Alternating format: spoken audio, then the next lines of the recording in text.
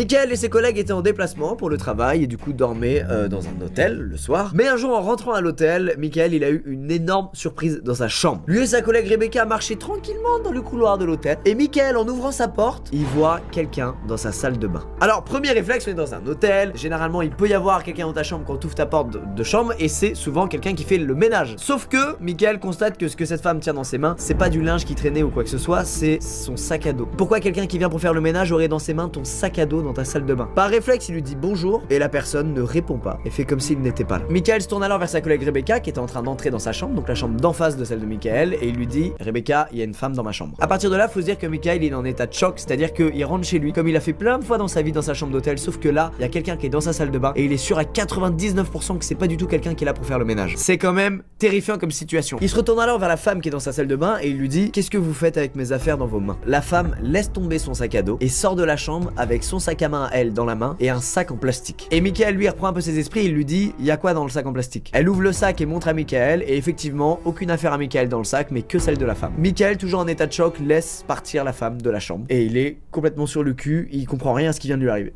Normal. Michael rentre dans sa chambre, il check à gauche à droite voir s'il y a des affaires à lui qui ont été volées, très bon réflexe, et bizarrement tout est là, son PC, son portable, tous ses appareils électroniques, les trucs qui sont petits et qui valent cher sont toujours en place et ils ont pas été pris par la femme. Il va alors ensuite dans sa salle de bain voir s'il manque des choses parce que c'est là qu'était la femme au moment où il l'a pris en flagrant délit. Problème, Michael a un traitement contre je sais plus quelle maladie, bref il y a des médicaments qu'il doit prendre tous les jours et ils étaient dans sa salle de bain et ils ne sont plus là, elle les a volés. Michael court alors vers la sortie de la chambre pour rattraper la dame, elle est pas dans le couloir, il fait le tour de l'hôtel, il va à la buanderie, il check le hall d'accueil, il check partout, plus aucune trace de cette mystérieuse femme. Il se rend alors avec Rebecca à l'accueil pour témoigner de ce qui vient de se passer et pour appeler les flics pour dire voilà il y avait un intrus dans ma chambre, quelqu'un a essayé de me voler, retrouvez-le, il y a un blême. En attendant que la police arrive, il retourne dans sa chambre avec Rebecca pour continuer sa petite enquête à lui et voir s'il lui manque